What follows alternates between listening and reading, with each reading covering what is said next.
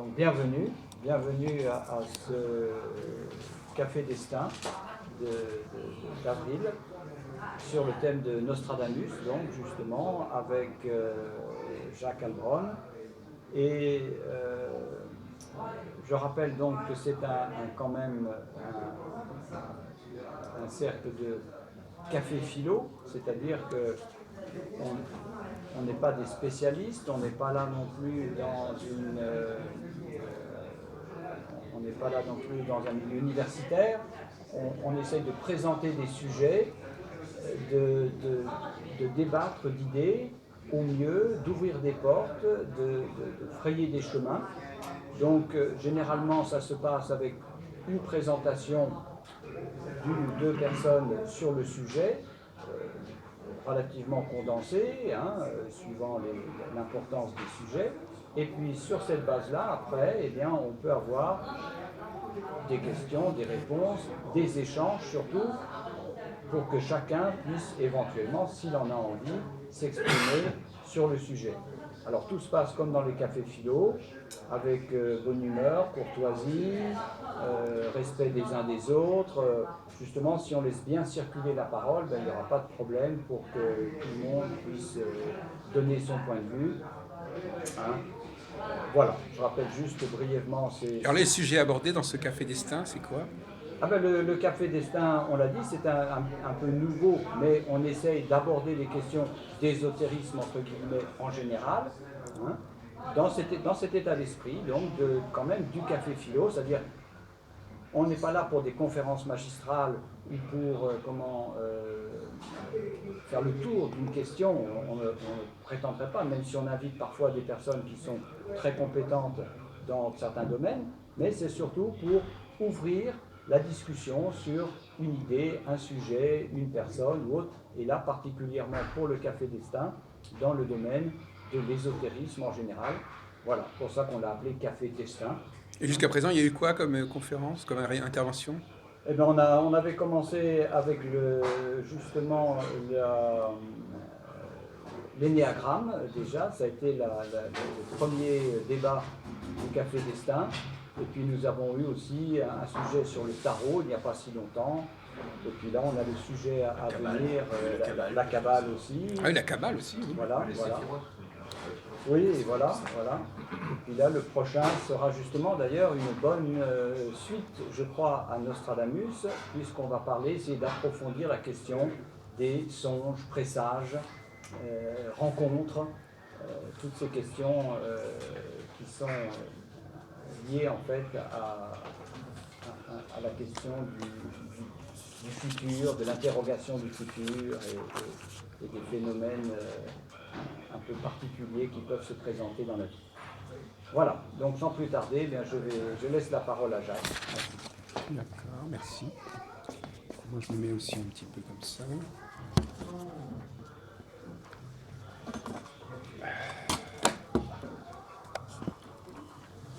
Vous savez quoi ?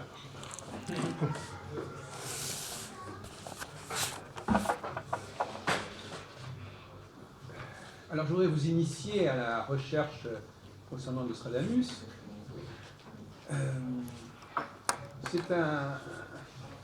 Moi je dirais très franchement dès le départ que on va essayer de développer certaines méthodes de travail. Au départ c'est un astrologue, Nostradamus. C'est un astrologue tout à fait classique qui fait ses calculs. Par exemple, je vous conseille de regarder cette page-là. Je ne vais pas numéroter, enfin, la disposition générale. C'est extrait de ses publications annuelles, 1558. Voyez-vous, alors il signale les positions planétaires, Mars et Saturne conjoints, Saturne et Mars, conjonction, etc. Enfin, c'est un langage d'astrologue totalement classique, avec des précisions astronomiques tout à fait nécessaires, avec des interprétations qui en découlent, qui sont souvent assez succinctes. Enfin, il y a une sorte de ce mélange comme ça de discours astronomiques et puis de considérations sur la société, sur les problèmes qui peuvent se poser. Je dis ça pourquoi? Parce que cette dimension astrologique, elle a été un petit peu estompée par la postérité. Car si on regarde les centuries, ce sont des centaines, comme son nom l'indique, des centaines de quatrains. Puisqu'une centurie, ça veut dire que, normalement, une série de 100 quatrains.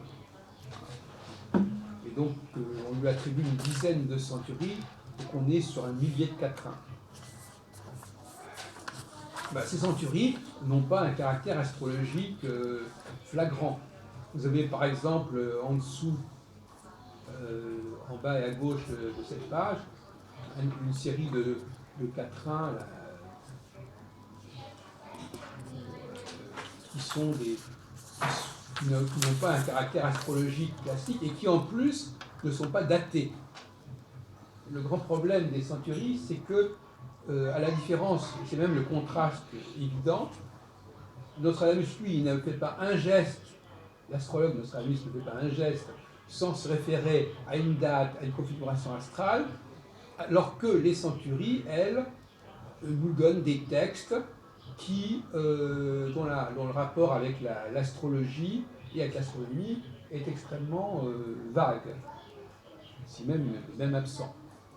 Donc voilà un des mystères de Nostradamus, c'est comment on est passé de ce Nostradamus qui était astrologue, qui faisait des almanachs laborieusement, je dirais, parce que, je ne sais pas si vous vous rendez compte que ces almanachs annuels, il faisait une étude par semaine.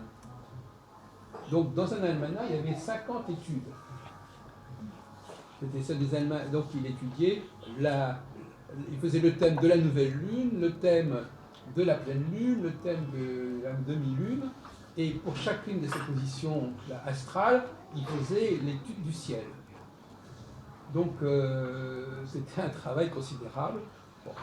Et on y reviendra. Mais donc, si vous voulez, c'était quelqu'un qui passait son temps à faire des calculs et à interpréter mois par mois, semaine par semaine, saison par saison. Voilà donc un petit peu le problème qui se pose. Alors, il y a une articulation entre ces deux personnages, c'est le fait que dans ces almanachs, dans ces almanachs, on trouvait déjà des quatrains. Mais ces quatrains n'étaient pas les quatrains des centuries. C'est ça l'articulation. C'est-à-dire qu'en fin de compte, les quatrains qu'on trouvait dans ces almanachs, c'était, par exemple, là vous avez, excusez-moi, bon, vous avez où, par exemple, vous avez, voilà, en bas de cette page-là, en bas à droite de cette page-là, vous avez un quatrain, alors ça s'appelle présage tiré de ce fait par Monsieur Nostradamus, maître Nostradamus, ex année 1555 et suivant 1567. Donc on a effectivement des tas de quatrains comme ça, il y en a 12 ou 13 par an, un quatrain par mois, plus un quatrain souvent par année. Et donc Nostradamus pondait avec chacun de ces almanachs 13 quatrains. Et ces quatrains ne sont pas les quatrains des centuries. Mais on peut dire que c'est parce que Nostradamus avait fait ces quatrains dès ses almanachs qu'on a eu l'idée de lui attribuer d'autres quatrains. C'est-à-dire que c'était tentant, puisqu'il avait déjà publié des quatrains, donc ça n'avait rien de surprenant à lui en attribuer d'autres, qui étaient présentés comme posthumes au départ. On ne pas dans trop de détails. Donc, même ces quatrains-là, la question se pose de savoir s'il en était l'auteur. Parce que là aussi, le quatrain, c'est bien gentil le quatrain, mais ces quatrains, pour quelqu'un qui est aussi mathématique que Nostradamus, ça ne correspond pas non plus spécialement à sa sensibilité. pourquoi voudriez-vous mettre sous forme de quatrain des développements mathématiques, astronomiques précis?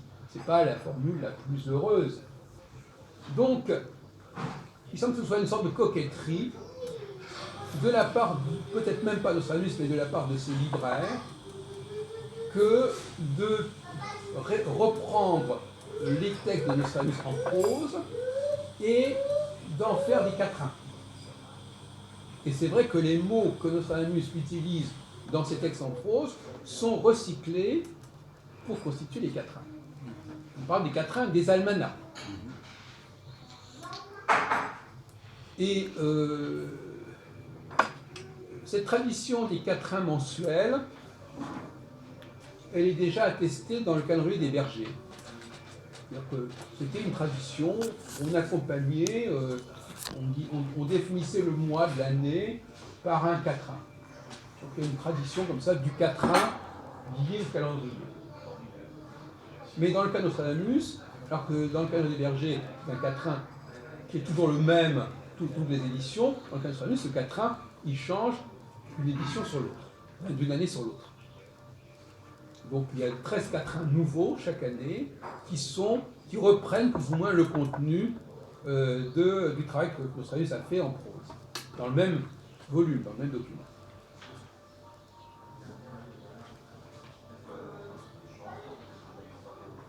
Et vous avez même, en bas de la page, là, à droite, là,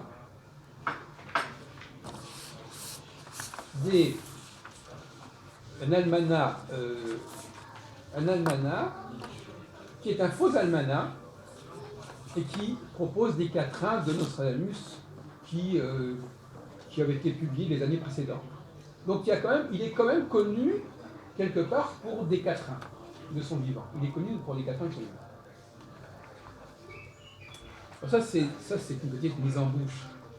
En réalité, le problème, c'est que on va construire autour de lui toute une légende en se servant d'éléments ayant existé quelque part. Ça, on fait du faux avec du vrai. C'est ça qui m'intéresse, c'est de voir le faux et le vrai. Ah ben là, vous allez gâter. C'est une leçon pour comment fabriquer des faux. Quand vous aurez terminé la réunion, vous saurez fabriquer des faux. Non, c'est-à-dire que c'est vraiment un travail de faussaire, effectivement. Et de faussaire habile. Ils ne font pas n'importe quoi, n'importe comment, qui se documentent, qui ont des documents qui leur permettent de fabriquer des faux qui ont l'air d'être d'époque. C'est un peu ce qu'on fait dans les antiquaires. On fait vieillir les documents, on les meuble, on les patine, on met des produits pour qu'ils aient l'air anciens. Voilà. Ça pour les parquets. Mais ah bah oui, puisqu'elle est dans les parquets. Il faut faire la même chose. C'est la part des parquets. Donc effectivement, là, on peut prendre des parquets neufs et puis en faire des parquets anciens. Même Jean Robin, dans le livre que j'ai lu tout à l'heure, il a fait lui-même un quatrain à la fin pour se mettre dedans. Dans le... Oui. Enfin, c'était juste Ou tirer à la chevrotine pour faire des trous de verre. Voilà. C'est un peu ce qui s'est passé. Alors, on va continuer sur cette page-là. Vous avez trois vignettes.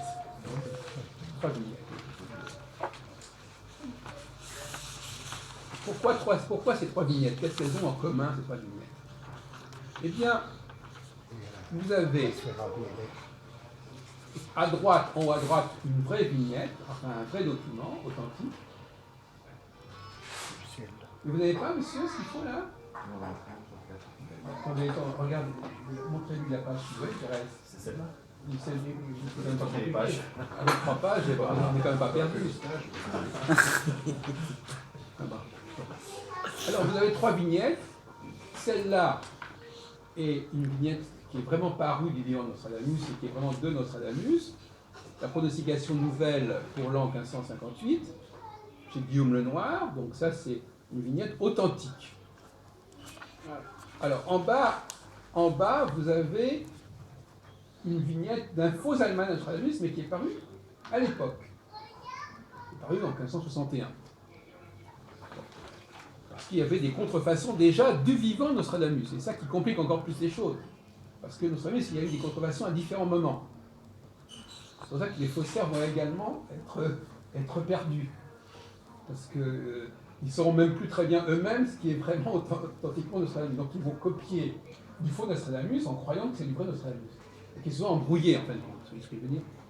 Et c'est ce qui s'est passé. Alors là, vous avez donc en haut à droite une édition des Centuries de Nostradamus, qui s'appelait Les prophéties de Michel Nostradamus. Alors, comme vous pouvez le voir, la vignette utilisée est celle qui est en bas, en dessous, et pas celle qui est à droite. Donc, la vignette utilisée pour ce document reprend celle-là et pas celle-là. C'est ça le hic. Et pourquoi c'est comme ça?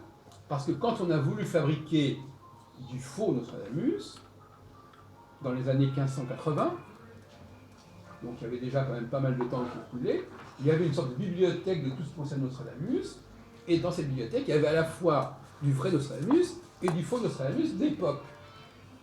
Et donc, malheureusement, ils ont pris comme modèle un almanach qui croyait être de Nostradamus.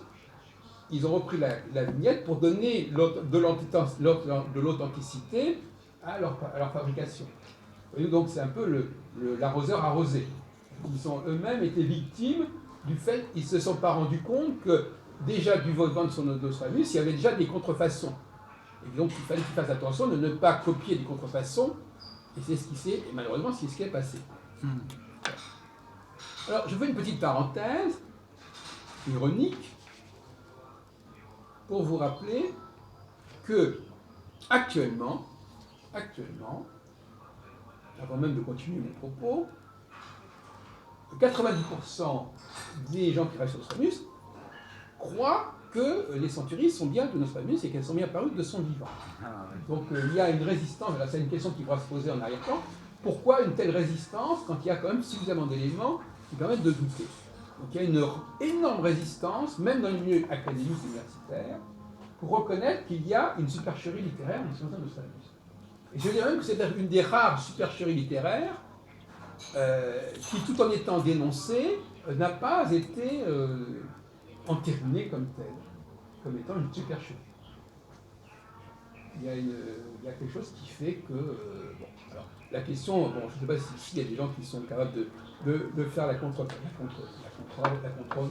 mais effectivement, il faudrait étudier, il aurait fallu inviter des gens comme Patrice Guinard ou d'autres, enfin, il aurait fallu inviter des gens qui sont absolument convaincus de l'authenticité des centuries. De toute façon, parmi nous, il y en a effectivement qui le sont peut-être d'ailleurs.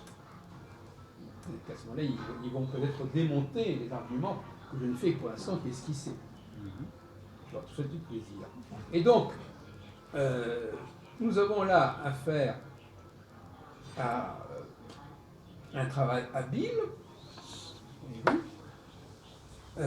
et qui est tellement habile que finalement, un grand nombre de chercheurs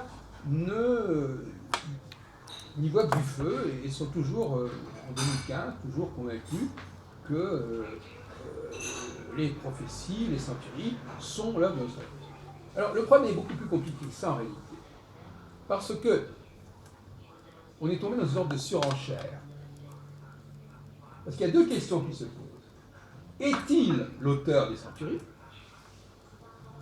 Deuxième question, quand est-ce que les centuries sont parues? Parce que il semblerait que dans un premier temps, on ait voulu simplement dire que Nostradamus avait laissé à sa mort des centuries. Ça aurait été une position raisonnable. Voilà, il est mort, et puis dans sa bibliothèque, on a trouvé un gros volume avec des centuries, et on les a publiées. Le problème, c'est que par un excès de zèle, regardez la page ici, toujours, qu'est-ce que vous voyez comme année? À Lyon, chez Antoine Durone, 1557, chiffre romain. 1557, Nostradamus est mort en 1566, donc on veut nous faire croire qu'il a publié 9 ans avant sa mort ces fameuses centuries. on n'est plus dans une position posthume. Donc il y a là une sorte de surenchère en disant non seulement Nostradamus a écrit et publié, a écrit et a laissé ses centuries, mais en plus, sachez-le bien, déjà de son vivant, elles étaient parues. Voilà, pour en rajouter. Donc voilà, vous avez donc déjà deux positions qui se rajoutent les unes. Il y en a une qui vient renforcer l'autre. C'est vrai que, comme on dit, qu'il faut que plus on en rajoute, mieux ça vaut. Donc effectivement, parce que comme ça, au lieu d'avoir une thèse qui dit, bon voilà, effectivement, il est mort, et puis on a trouvé dans ses papiers des quatrains, et on les a publiés, il dit, non, on va pouvoir vous montrer réellement les éditions qui sont parues de son vivant. Elles sont là, on les a fabriquées, vous pouvez les toucher. C'est beaucoup plus concret que simplement de dire on a trouvé des manuscrits et puis on a fini par les publier. Voilà, donc finalement, c'est là que tout le débat est là. Il y a des gens qui ne peuvent pas imaginer qu'il puisse y avoir des éditions datées de 1555 à 1557 et qui seraient des faux. Ça leur paraît inconcevable. Et donc l'existence de ces faux, alors ce qui est intéressant, c'est qu'on a fait beaucoup de bruit, parce que ces faux en plus on les a retrouvés. Dans les années 1980-90, on a retrouvé, alors on n'a pas retrouvé les éditions authentiques, pour les très bonnes raisons, c'est qu'elles n'existent pas, mais, enfin en tout cas pour cette époque-là, mais on a trouvé des faux, et alors on a fait beaucoup de publicité en disant, regardez, on a retrouvé l'édition première de 1555 de Nostradamus. On a retrouvé ensuite une deuxième édition de 1557. On a retrouvé une édition de 1568 juste après sa mort, où il y a les 10 centuries. Donc, l'existence même d'un objet daté, dûment daté, fait que pour beaucoup de gens, ils n'ont pas, je dirais, la tonicité intellectuelle qui leur permet de dire que, ben oui, mais malgré cela, non, finalement, ce n'est qu'un faux. Ça bute là-dessus, épistémologiquement, l'existence de ce document, de ces éditions antidatées, est quelque chose qui est rédhibitoire, c'est-à-dire que c'est incontournable, il faut accepter comme ça. Donc je fais une petite pause, voilà, donc on en est là pour l'instant. Alors, on va continuer dans notre exposé.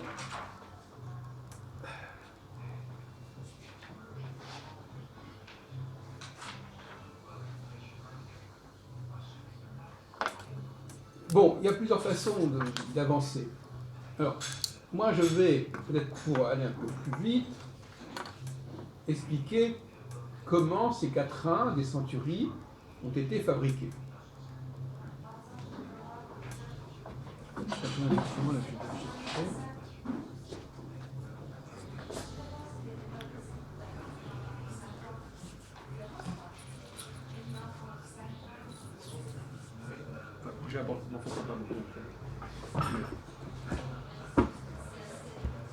Et puis je vous expliquerai aussi comment on fait pour interpréter les quatrains. Et la méthode de travail pour utiliser les quatrains. Alors, le mode d'emploi des quatrains, il est très simple. Ça nous renvoie à la question du signifiant et du signifié. Vous avez 1000 quatrains. Un corpus. Je vais apporter l'édition de ce fond brune. 1000 quatrains, mais ça va beaucoup plus loin. 1000 quatrains, mais 4000 versets. Parce qu'on n'est pas obligé d'utiliser tout un quatrain. Il suffit qu'il y ait un mot dans un quatrain pour que déjà ça aille. Donc, il y a par exemple des index qui permettent, il y a même un dictionnaire de Nostradamus, vous cherchez un mot et on vous dit dans quelle centurie ça se trouve. Donc, c'est un merveilleux outil pour faire des interprétations. Vous avez un événement qui s'est produit, vous ouvrez le dictionnaire, il y a un mot qui vous paraît important, vous ouvrez le dictionnaire et vous trouvez le ou les quatrains où ce mot apparaît. Et donc vous pouvez sortir ce quatrain pour pouvoir faire votre travail d'interprétation. Donc finalement, d'un côté vous avez toute cette série de quatrains qui peuvent être utilisés de façon complètement libre. C'est-à-dire qu'il n'y a pas de véritable mode d'emploi. C'est-à-dire que le nostradamologue classique, il prend un de ces 1000 quatrains ou de ces 4000 versets, de ces milliers de mots, et puis il choisit celui qui correspond en disant voilà ce qui s'est passé, ben voilà, il y a un quatrain qui parle de ça. Alors, un cas très intéressant, je vous demande de regarder la première page, là, au-dessus du Café d'Estaing. C'est le quatrain 86.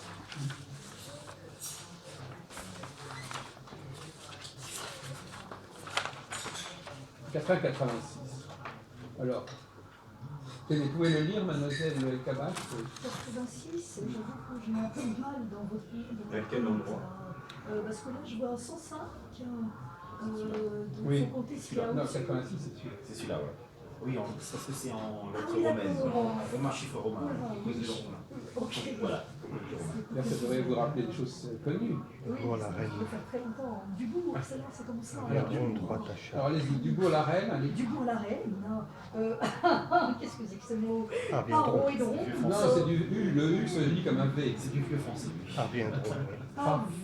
Parviendront. Parviendron. Oui, parce que le petit D sur le E, ça veut dire un N en plus.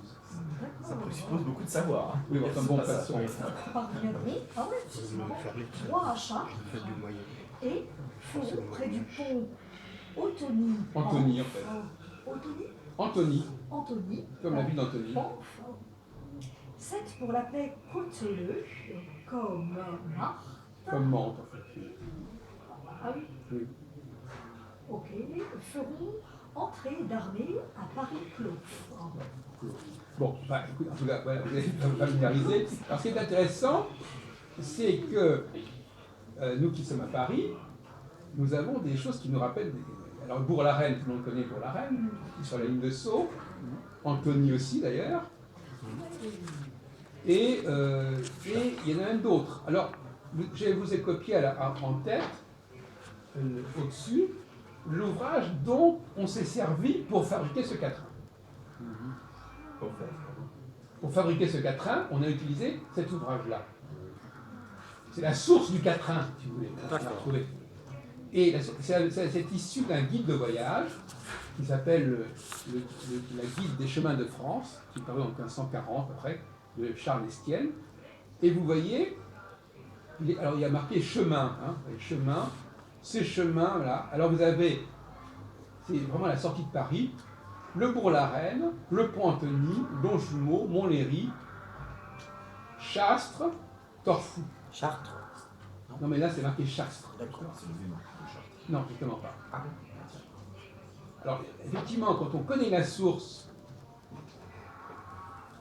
on voit que ça peut pas être surprenant. C'est pas moi qui ai trouvé ça. En 1986, Chantal Yaroutsos a prouvé qu'un certain nombre de quatrains des Centuries était purement et simplement copié de guides de voyage. Ça devient un peu loufoque. C'est un peu n'importe quoi. C'est comme si vous copiez le bottin téléphonique. Donc là, on est en plein dans la démystification, puisque ce malheureux quatrain 86, il est constitué, il y en a beaucoup d'autres, tout simplement, il reprend une liste de villes qu'on parcourt quand on veut aller à Étampes. Mais il y a un petit détail qui nous a pas échappé, c'est qu'effectivement, dans le quatrain 86, on nous parle du Bourg-la-Reine parviendront droit à Chartres, et dans le petit bouquin, dans le petit guide, c'est Chastres. Pourquoi Chartres? Tout simplement parce que Chartres, c'est l'ancien nom de Harpagon. Et donc Chartres n'a rien à voir ici, parce qu'on est dans des villes qui sont juste à côté de Paris. Ça ne peut pas être Chartres. Il dit sous Montlhéry. Sous Montlhéry, voilà. Et Montlhéry, c'est pas dans la région parisienne. Ah si, Montlhéry, c'est la région parisienne. Oui. L'Essonne. Sur la N20. Mais Chartres, vous avez dit. Ah oui, Harpagon. Je n'ai pas dit Besançon. Oui, non. Ouais. Vous attestez que Harpagon n'est pas loin. Je confirme. Donc nous ne sommes que dans des petites villes de la banlieue parisienne qui ont servi à constituer le quatrain 86 d'une des centuries de Nostradamus. Il y a quand même la paix. Alors, quel est l'intérêt de ce quatrain? Alors, ceux qui sont historiens, qu'est-ce qui s'est passé d'important à Chartres au XVIe siècle? On n'a pas attendu le XVIe siècle pour bâtir la cathédrale de Chartres. Est-ce que vous connaissez le personnage de Henri IV? Ah bah oui. Oui, c'est cette époque-là. Henri IV, il a été couronné où? Là-bas, à Et la lui, cathédrale. à Chartres, À la cathédrale. de Chartres. Quel Chartres? Il n'a pas été à Reims ou à Chartres? Non, à Chartres, c'était une exception. Mais vous connaissez bien? À Chartres, Ouais, à Chartres. ouais. Pourquoi à Chartres? à la cathédrale. Comment vous le savez? Oh, ben parce que je le sens. J'ai pu le lire quelque part. Non, mais ça elle a raison. Elle a raison, mais quand les gens ont raison, j'aime bien savoir d'où ils sortent leurs Les connaissances. intuitions, les intuitions. L'intuition féminine. Oui.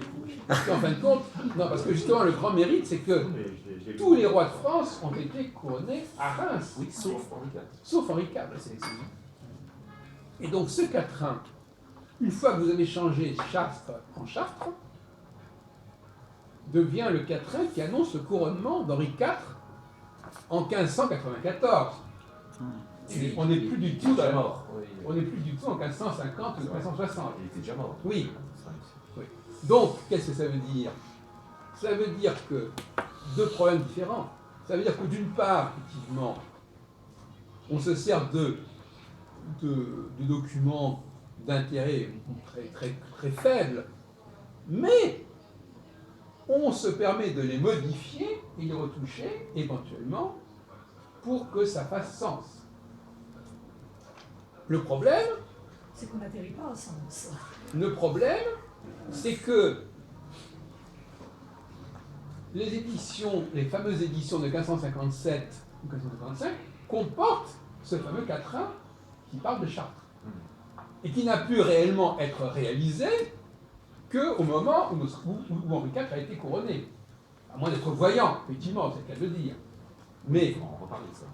mais effectivement, c'est un quatrain qui montre bien que c'est à cette époque-là, en 1593-94, quand on attendait, quand venait se produire le couronnement d'Henri IV, à la suite de cette fameuse visite, la fameuse expression Paris vaut bien une messe, et qui a forcé Henri IV à se convertir pour devenir roi et succéder à Henri III.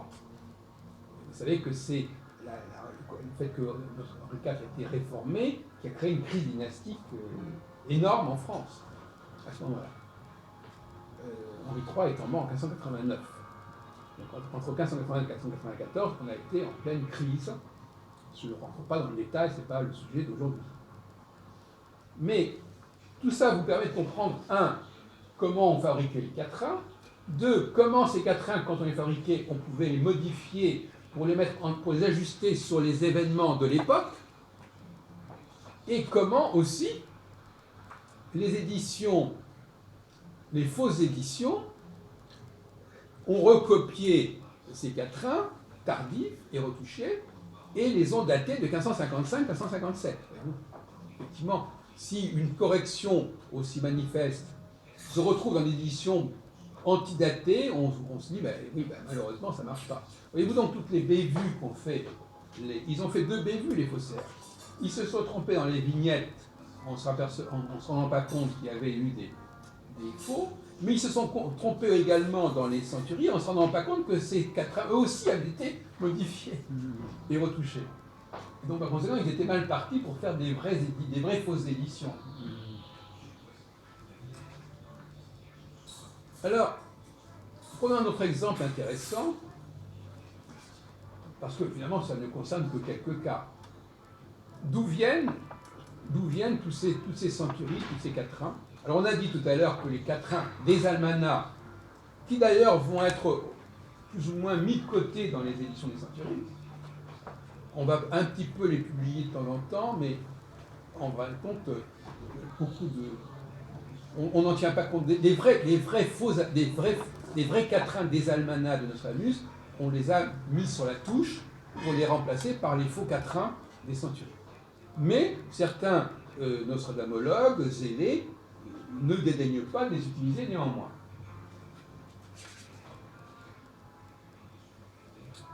la thèse la plus raisonnable est la suivante.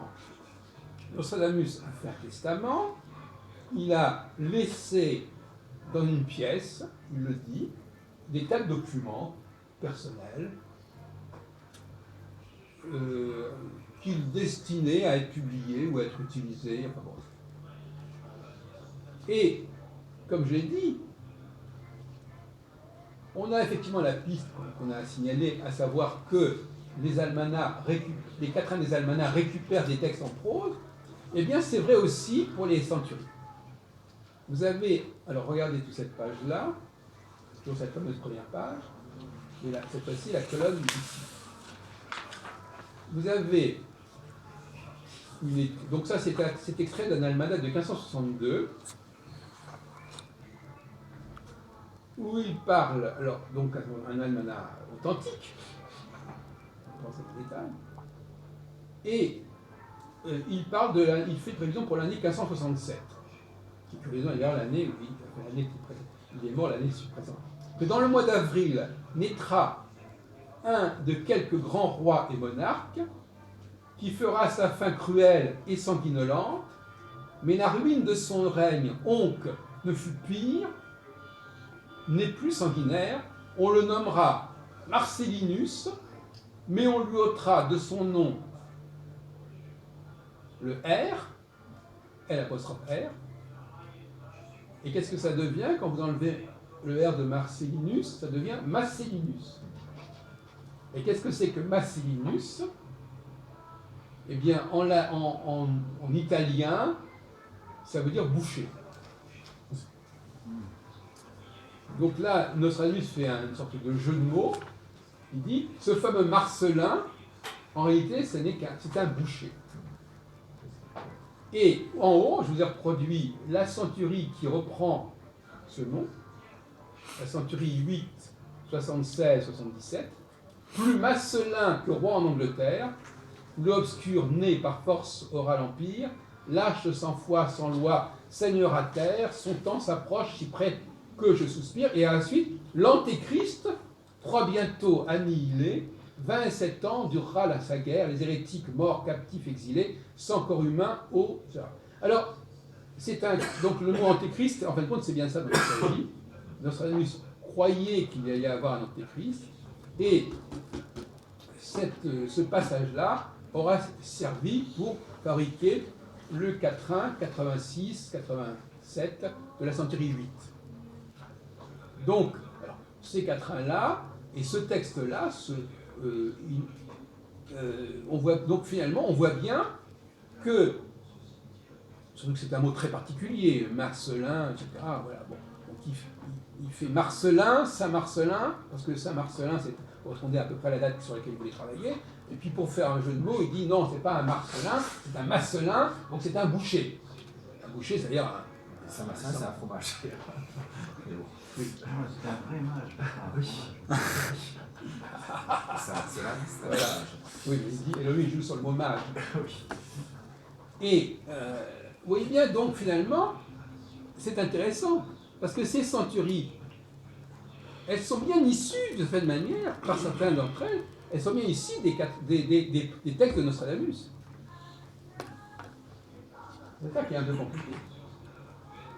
Je vous l'ai montré tout à l'heure. Donc ce sont des quatrains qui sont issus de la prose de Nostradamus, mais qui la transfigurent, qui la transforment en faisant des quatrains.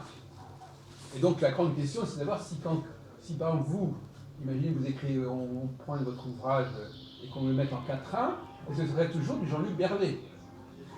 Si les mots apparaissent dans n'importe quel sens, etc. Voyez-vous. Mais effectivement, littéralement parlant, si je prends le texte de quelqu'un et que je le transforme totalement, mais que j'en garde les mots ou certains mots, on peut dire quelque part que c'est quand même de cette personne-là. On ne sait pas.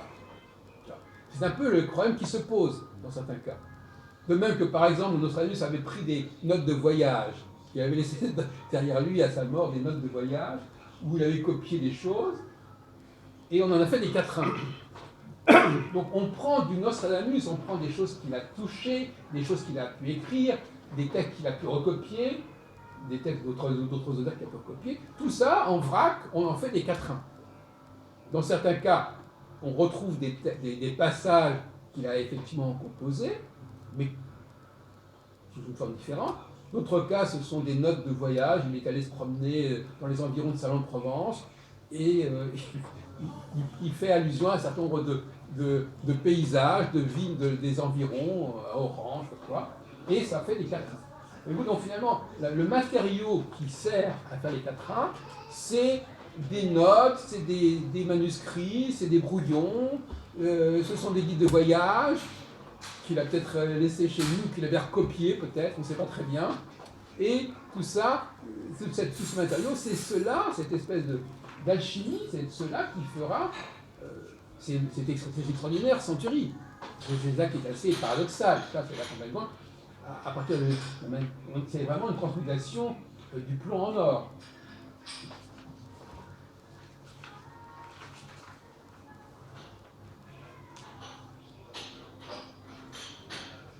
Alors,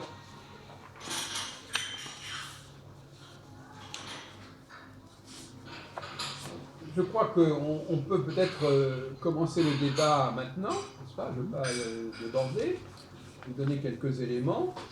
Je pense qu'il serait intéressant d'avoir des réactions.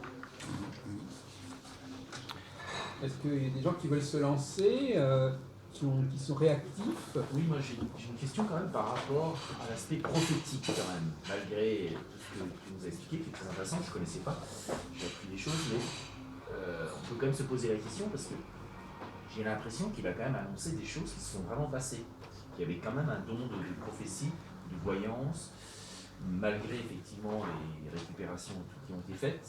Qu'est-ce que tu en penses, toi, de cet aspect-là? Cet aspect de... Déjà, j'ai répondu en partie en disant que dans le cas du couronnement d'Henri IV, oui, ces quatrains ont parfois été arrangés après coup. Après coup, oui, donc là, ça serait pas. Donc le problème, c'est de savoir le problème, c'est un peu un cercle vicieux. Le problème, c'est de savoir à quel moment à quel moment ils sont parus, réellement parus. Si effectivement ils sont parus pour justifier des événements après coup, donc cette question, elle ne se pose que si on admet l'idée qu'il les a publiés de son vivant ou juste avant. Mais à partir du moment où ce point n'est pas clair, alors évidemment, concernant tout le XVIe siècle, il est clair que c'est contestable. Oui, mais moi je parle de mais plus tard. Si on parle de plus tard... J'ai lu dans le livre de Fombrune, il avait annoncé quand même des choses par rapport à notre temps, l'attentat du pape, Jean-Paul II, voilà. etc. Là, c'est troublant quand même. Oui, alors il avait annoncé... c'est Fombrune qui annonce. C'est Fombrune qui annonce cela. Alors, j'ai déjà esquissé une réponse à ce sujet. D'abord, premièrement, j'ai dit tout à l'heure, alors il y a deux cas de figure. Soit, il y a le cas où on dit « il a annoncé ». À ce moment-là, j'ai expliqué comment on fait pour dire qu'il a annoncé. Il a annoncé, c'est-à-dire qu'on va trouver des quatrains qui correspondent à ce qui s'est passé. Donc ça ne veut rien dire dans ce cas précis. Dans le cas où, en revanche, on dit « Nostradamus annonce quelque chose qui n'a pas encore eu lieu et qui aura lieu », donc c'est uniquement dans ce cas-là que ça nous intéresse. Voilà, oui, c'est uniquement dans le cas où non pas où on dit « il a annoncé », mais dans le cas où il dit il a annoncé, dans le cas où on dit il annonce quelque chose qui va avoir lieu. Mais moi je pense que la vraie question, enfin la question de départ quand même, c'est quand même aussi de se dire, est-ce qu'il y a bien un ouvrage quand même historique de Nostradamus ou pas? Par exemple, en 2003, je sais que Flammarion, suite à des recherches qui avaient été faites, des découvertes qui ont été faites de manuscrits, de documents, ils ont affirmé à cette époque-là avoir eu les manuscrits originaux de Nostradamus.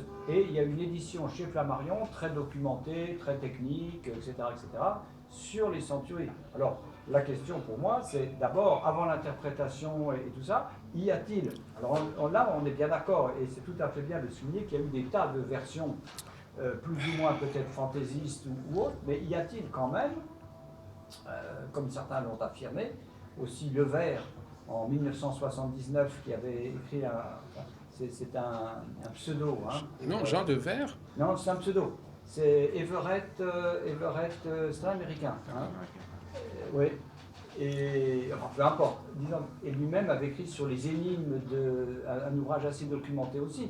Eux, ces gens-là, comme le Flammarion en 2003, ils semblent affirmer quand même des. Qu'est-ce que c'est que... Attendez, excusez-moi. Alors moi, pourtant, je suis un spécialiste de ça. Je vois pas du tout de quoi vous parlez quand vous parlez du Flammarion en 2003.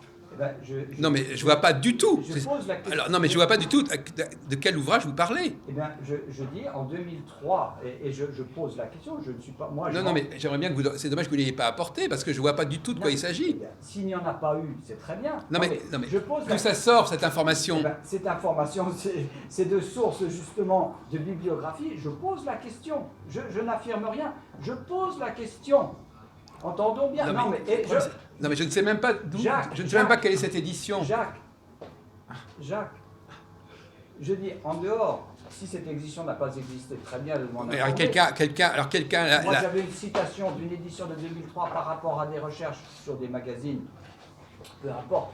Si ce n'est pas vrai, c'est pas le problème. Mais la question reste la même, Jacques. Oui. La question que je pose. L'édition, quand j'ai parlé en 79, existe aussi, par exemple, ça c'est sûr. Y avait-il, d'après vous, y a-t-il un ouvrage authentique, premier, même s'il n'y a pas eu d'édition de Flammarion et de découvertes qui ont été faites en 2003, ma source est peut-être erronée, très bien, mais ne nous attardons pas. Non, mais d'accord, bien entendu qu'il y a eu... écoutez, regardez, dans cet ouvrage-là, Répertoire connu astronomique, on a recensé toutes les publications qui ont concerné Nostradamus depuis son époque. Alors, y a-t-il une édition authentique? Point. Authentique. Qu'est-ce que vous entendez par authentique? Y a-t-il un manuscrit? Mais on vient de dire que ça n'est pas authentique. Ah ben, il n'y en a aucun. Non, mais d'après vous, non, mais ça n'est pas... Ça n'est pas... Les documents ne sont pas authentiques. Par contre, ce qu'on peut dire... Ok, il n'y a pas de centurie de Nostradamus, donc. Sauf avec les réserves que j'ai dites, c'est-à-dire des centuries qui sont reprises de certains documents de Nostradamus. On l'a dit tout à l'heure. Vous étiez là, quand même. Il était là. Oui. Donc, c'est simplement une question. Non, mais je vous ai dit que les centuries étaient éventuellement reprises de certains documents qu'on avait retrouvés dans l'histoire et qui sont parus sous la Ligue. Parce qu'en fin de compte, le mot qu'il faut revenir, c'est que tout ça, nous situe dans la période de la Ligue. Alors, je vous ai justement... Catholique. Non, mais enfin, la discussion est très difficile parce que justement, donc là, on se baserait uniquement sur quelque chose... C'est pour ça, moi, ma question, je voulais passer un peu au-delà ou aller en deçà des textes, sur la réalité de ces prophéties ou pas, quoi, sur le fait, est-ce que c'est un charlatan de génie ou est-ce qu'il n'y avait pas... Ça peut être un mélange, hein. On connaît d'autres personnages qui tout le temps... Enfin, c'est pas lui en plus, hein, puisque là, c'est des personnes qui ont pris ces textes. C'est pas lui. Même si Century ont un mérite, ça n'est pas le mérite de Nostradamus. Exactement. Mais est-ce que Nostradamus avait... Moi, ma question, elle est plus basique. Avait véritablement un don de voyance, qu'il a pressenti des choses qui se sont passées ou pas?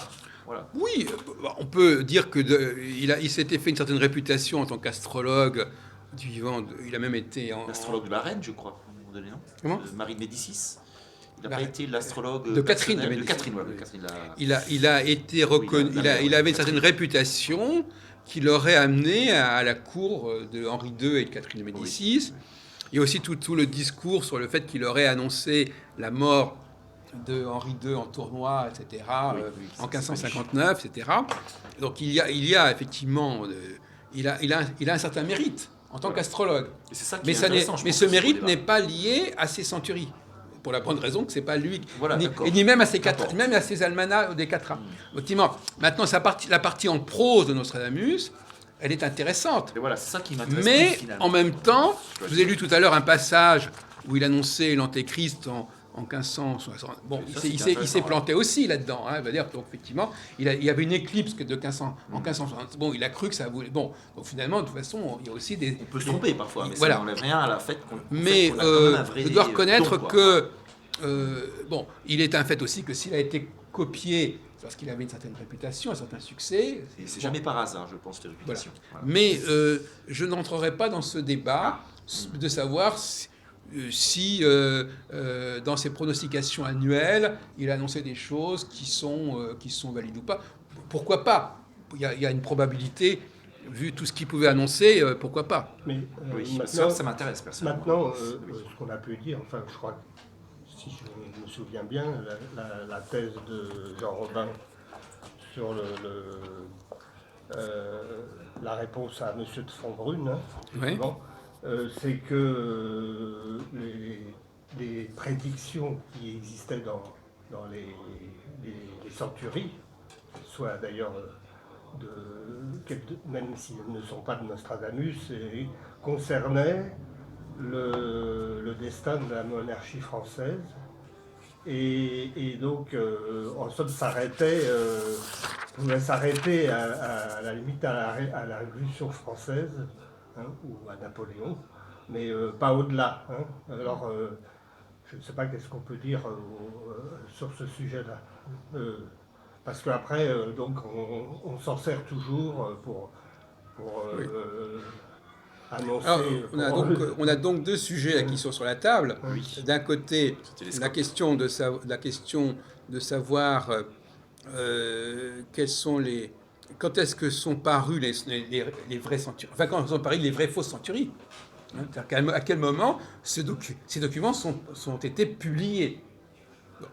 Et deuxième question, effectivement, de savoir alors, il y a des gens qui vont dire... Alors, il y a un certain type de raisonnement que je connais bien, qui dit, puisque Nostradamus, puisque les centuries de Nostradamus, alors c'est un sophisme intéressant, puisque les centuries de Nostradamus, il y a des quatrains qui ont été validés, et que ça ne pouvait être le fait que d'un prophète, et comme Nostradamus était un prophète, c'est donc de lui. Ah oui. C'est intéressant comme type de raisonnement, n'est-ce pas? C'est le fait que ces centuries soient vraies, prouve que Nostradamus, que ça ne pouvait être que de Nostradamus, puisque c'était le prophète. Oui, non, mais je ne plaisante pas en disant ça. C'est ce genre de raisonnement qui est entendu par un certain nombre de mes adversaires. Ils disent, ils veulent, et c'est pour ça que ces deux questions s'articulent, puisque c'est vrai, donc c'est prophétique. Et puisque c'est prophétique, elle ne peut être que de Nostradamus. Oui. Ils forcent un peu. Ils veulent que ce soit vrai. Bon. Alors, je continue sur un autre point, en bas de la page, là. De la page toute seule, là. Vous avez deux documents côte à côte. Un document de 1590 à droite, qui s'arrête à la page 35, à la centurie 30, au quatrain 35. C'est-à-dire que c'est un ensemble de 7 centuries, et ça s'arrête au quatrain 35. Or, en 1557, à gauche, la 7e centurie se termine au quatrain 40. Alors voilà une énigme intéressante aussi, qui est un élément fondamental du débat. Comment se fait-il qu'en 1590, on avait 35 quatrains, et 20 ans plus tôt, ou 30 ans plus tôt, on en avait déjà 40. Alors, ça c'est un point très important, parce que qu'est-ce que ça signifie? Ça signifie que l'édition de 1557 à gauche est postérieure à celle de 1590. C'est-à-dire qu'elle est plus complète que celle de 1590. Donc ça aussi c'est intéressant de montrer qu'un document qui est bien... Alors, donc l'édition de 1590, par exemple, pour répondre à M. Masset, il y a bien eu une édition en 1590. Moi, je me pose la question, oui, simplement. Hein. Il y a incontestablement, personne n'a dit qu'il n'y avait pas eu d'édition des centuries. Il y en a eu toute une pléthore, au contraire, dans les années 1588, 90, etc. Bon. À partir de 1588, vous avez des tas d'éditions. D'ailleurs, vous pouvez regarder dans ce ouvrage, vous verrez la liste des éditions. Bon, donc, le fait... Alors, le problème, c'est que ces éditions ne comportent que 7 centuries, alors qu'en 1568, on avait une édition qui en comportait 10. On retrouve le même problème. Comment se fait-il qu'en 1568, on connaissait 10 centuries, et en 1589, on n'en connaît plus que 7 ? Ben, l'explication, elle est logique, elle est quand même assez simple à comprendre. C'est qu'en réalité... C'est comme le passé de la Russie. C'est qu'en réalité, c'est dans les années 1588-90 que l'on commence à fabriquer les centuries et à les diffuser, et qu'au début, on n'en a que 7, et que petit à petit, on en rajoute. Et les faussaires, eux, n'ayant pas compris, enfin, les faussaires, eux, ils ont carrément décidé que dès l'époque de Nostradamus, on avait déjà les 10 centuries. En fin de compte, c'est-à-dire qu'en fin de compte, le grand problème qui se pose aux nostradamologues actuels, c'est quand on leur dit « Mais comment se fait-il, si effectivement il y avait bien 10 centuries parues en 1568, comment se fait-il qu'on n'en connaissait plus que 7 30 ans plus tard ?» Et la réponse c'est tout simplement parce que justement, vos fameuses 10 centuries, elles n'ont été fabriquées que progressivement dans les années 1589-90, et qu'au bout du compte, on en a rajouté effectivement, on en est arrivé à 10, et que toutes les éditions qui comportent déjà 10 centuries avant cette époque-là sont des contrefaçons. Voilà encore un argument qui s'ajoute aux autres, à savoir que là encore, il y a des maladresses de la part des faussaires, et je répète encore une fois, malgré tout cela, il y a un très grand nombre de chercheurs qui ne sont toujours pas convaincus que c'est une contrefaçon. Donc là, ça nous pose des problèmes humains intéressants. Comment peut-il y avoir une telle résistance au nom justement peut-être d'une volonté à tout prix de préserver, de protéger un personnage comme Nostradamus, qui est un personnage mythique et qui incarne un potentiel prophétique, et on est prêt à nier tout ce qu'on veut pour protéger ce personnage. Je pense que c'est ça. Mais je peux dire quelque chose? Oui. Moi, je voudrais quand même replacer un peu, moi je ne suis pas un spécialiste de toute cette période de Nostradamus, mais Nostradamus, c'est environ 500 ans. Presque 450 ans, oui. Oui, voilà. Enfin, il est né en 1503. 1503, oui. Mais il est mort en 1566. Oui. Donc en 1515, il avait 12 ans. Oui, voilà. Oui. Oui. Mais c'était quand même quelqu'un de brillant. Il a fait, c'était un médecin. Il a fait d'ailleurs une thèse sur la propagation de la peste par les rats, entre autres. Il a étudié à Montpellier en médecine avec Rabelais, et c'était quelqu'un qui était très très lié à la Pléiade. Donc, le poète de la Pléiade, oui. Voilà, les poètes de la Pléiade. La Pléiade était quand même un cercle particulier d'une élite intellectuelle. Dont Ronsard, dont Du Bellay. Voilà. Et dont Ronsard, merci de souligner ça justement. Et Ronsard était très admiratif. Très admiratif. Il a même fait des choses en l'honneur de Nostradamus dans certains de ses poèmes. Mais on parle de ce côté-là, il n'y a aucun problème. C'est ça le problème, c'est on ne conteste pas que Nostradamus ait existé déjà. On ne conteste pas qu'il soit astrologue. On ne conteste pas qu'il ait fait des quatrains ou qu'on ait publié des quatrains sous son nom de son vivant. Tout ça n'est pas contesté. Et qu'il a peut-être vu des choses. Je vais aller plus loin. C'est pas long, mais je vais aller plus loin. Ronsard, justement, lui-même se dit souvent inspiré par la fureur divine, l'inspiration de tout ce cercle d'inspirés, d'initiés un peu de cette époque. Giordano Bruno en Italie aussi. Voilà quoi. Et puis il y a les John Dee en Angleterre, il y a tout un plan. C'est la thèse de Frances Yates, cette historienne britannique d'ailleurs, qui montre bien que toute cette période particulière, charnière de ce moment de la Renaissance était un moment où l'Europe était en recherche d'une nouvelle spiritualité. C'était la crise de la réforme. Et d'ailleurs, Nostradamus était proche des réformés. Il était antipapiste, donc d'un certain côté, ce qui aussi pose politiquement une position qui n'était pas facile dans le contexte de l'époque. Donc il n'a certainement pas eu des amis. Et de l'autre côté, il a certainement cherché à dire beaucoup de choses sur l'époque, et la thèse de Yates, c'est justement de dire que très certainement, pour Nostradamus, la royauté française avait une mission, on peut dire quasi messianique. Il y avait un rôle, il espérait, certains courants de l'époque justement espéraient que la France joue un rôle beaucoup plus important par rapport à cette crise religieuse, à cette crise politique que traversait l'Europe. Il voyait un devenir, et beaucoup de ces quatrains, d'ailleurs, seraient... Non, c'est sa prose.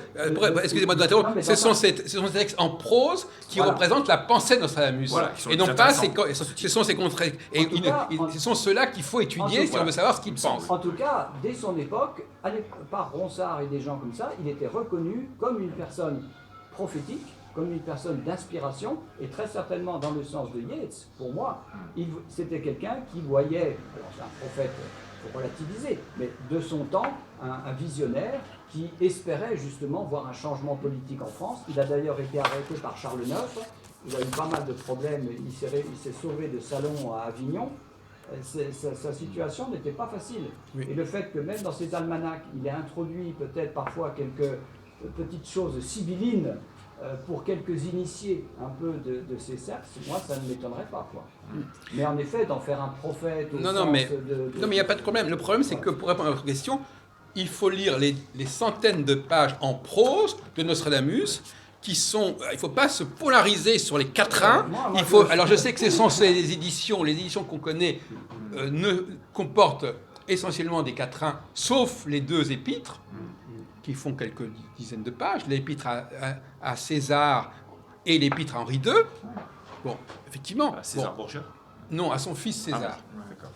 Roger Prévost, en 99, avait aussi fait une thèse, un petit peu comme la voilà. sienne, qui avait aussi démonté pas mal de choses. Mais ce que je reprochais à Prévost, c'est justement peut-être de ne pas assez remettre la personne dans le contexte et de ne pas ouvrir une piste, justement.